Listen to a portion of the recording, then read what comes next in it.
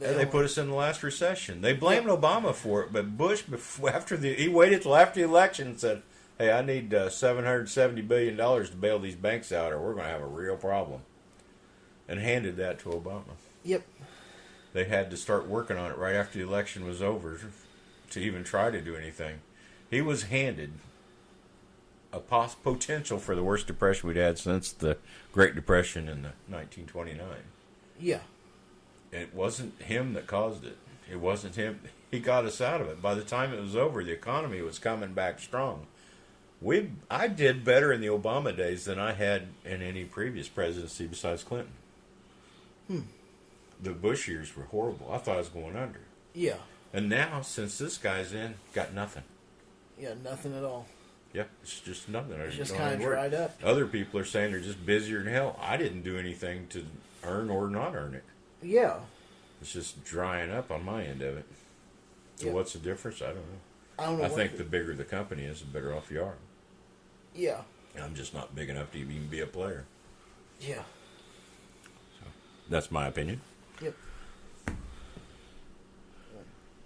I'd serve Congress for a term or something. Yeah. I mean, if it was citizens, you could just say, well, you could do it 1 year. If your people agree, you could do it a second year, but that's it. You got to give everybody a chance. Yeah. Give everybody a shot. Or, something like that.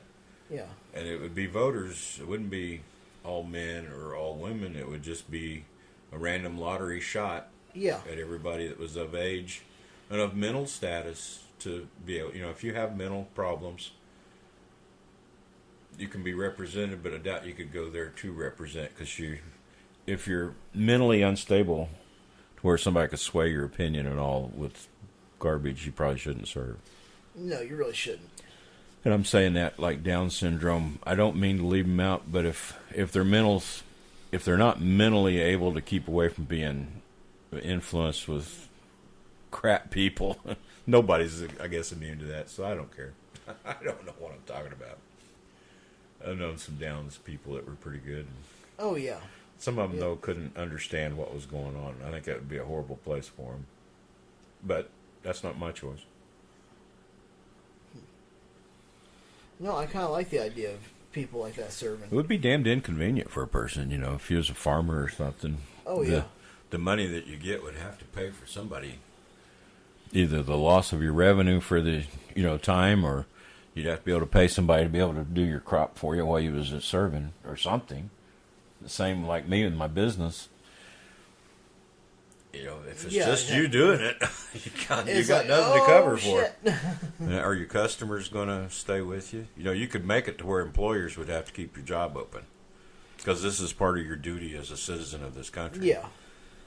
But I don't know that my customers would be committed to have to stay around till I come back.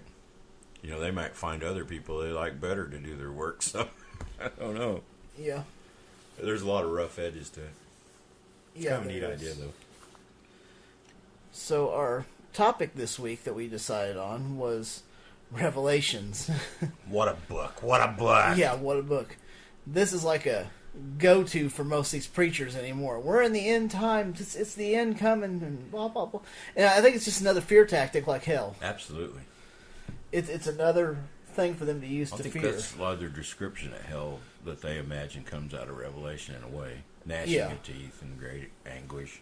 Oh, yeah. All these horrible things. These absurd beasts and... Yeah. Yeah. Did you look up the, who they say wrote it and all?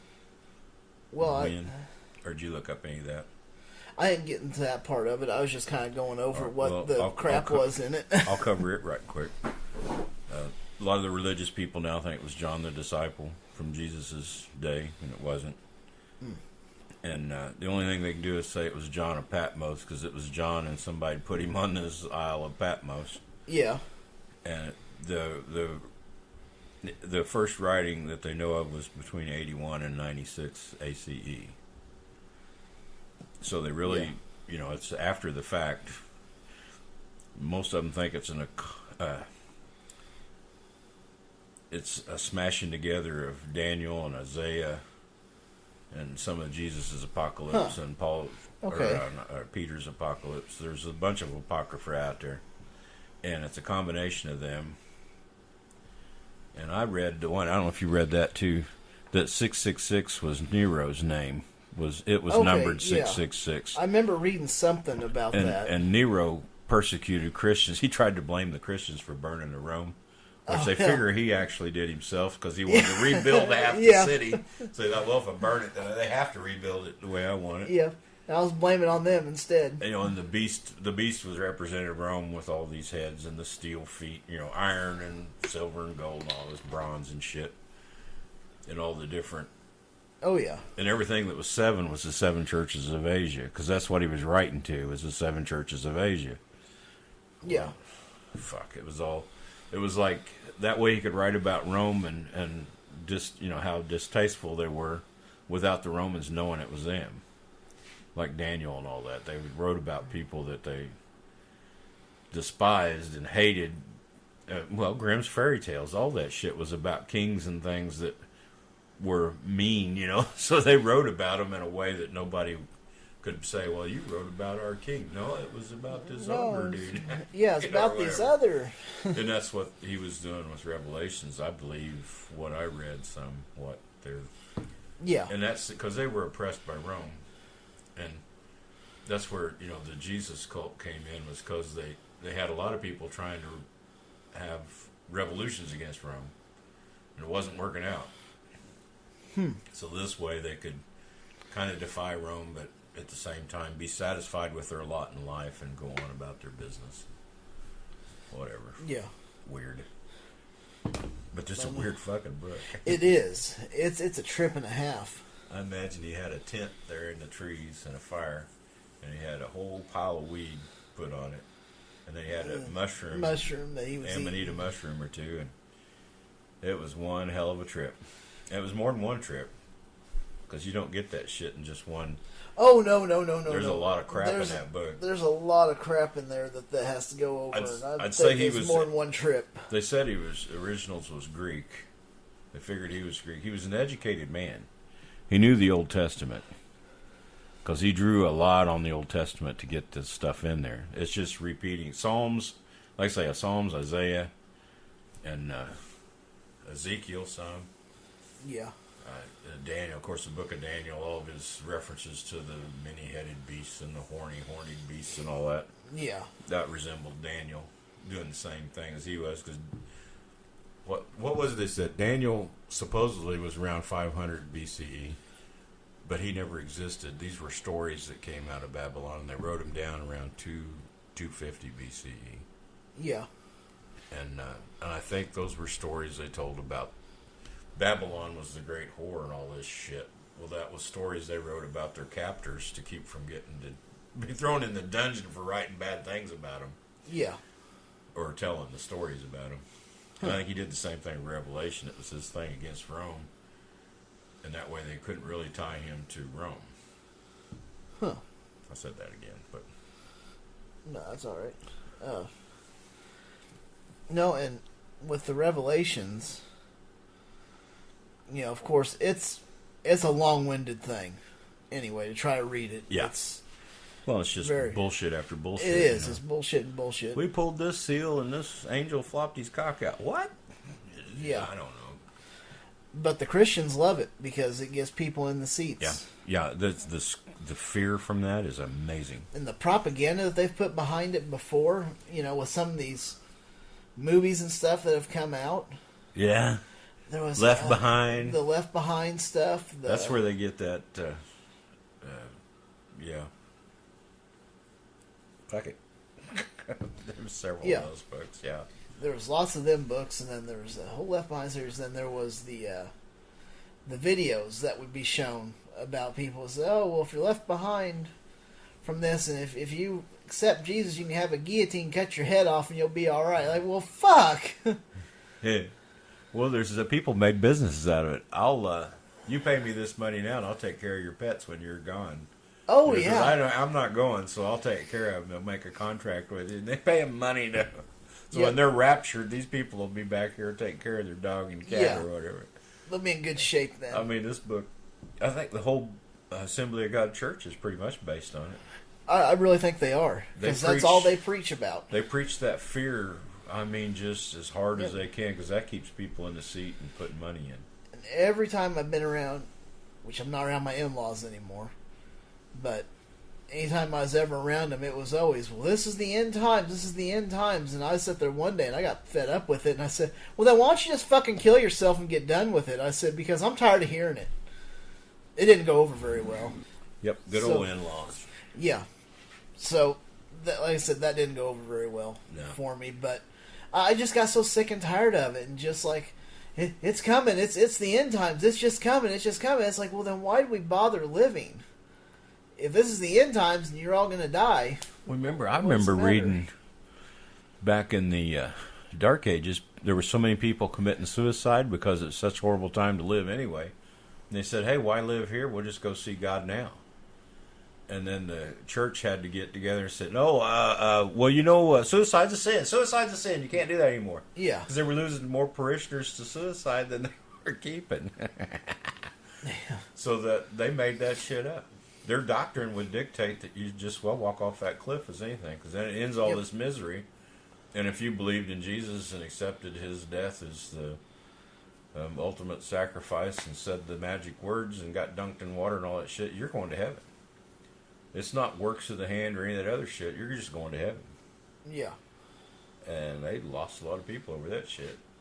So they said it straight. Now it's a sin to do that. Now it's a sin. You can't do that. But no, there's... Let's say Assemblies of God's the biggest one I know that uses the Cornerstone, Revelations. too.